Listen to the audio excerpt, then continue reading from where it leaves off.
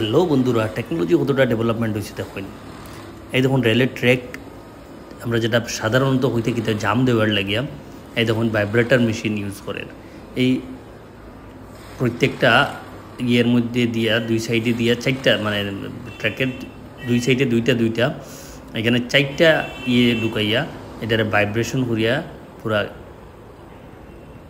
Tight দেয়। দেখুন technology কতটা ডেভেলপড হয়েছে। আগে হয়তো বা একসময় এগুলো মানুষের অতটা ভাবতই না যে এই ধরনের কোনো সিস্টেম থাকতেও পারতো। এটা হইল গিয়া বর্তমানে আপনি যে এই ভিডিওটা আমি করছি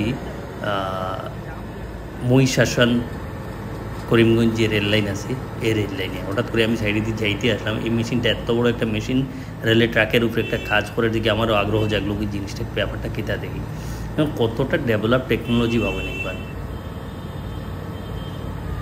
এদিকে প্রত্যেকটার চারটা এইদিকে চারটা ওইদিকে চারটা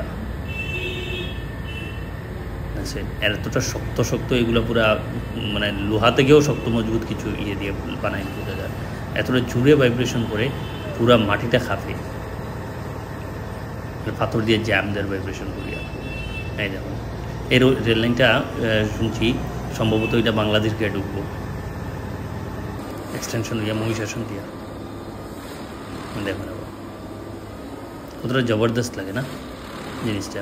আমি প্রথমে ভাবছি কি এটা উঠাইলাম না, কি এটা লাগছে যে, পরে দেখলাম না এটা উঠার না, এটা আমরা সাধারণত গাওয়ার করা যায় কুসাইয়া ফারাইয়া করেন, টাইট দিন পাথরটা জাম দিন। এইটাই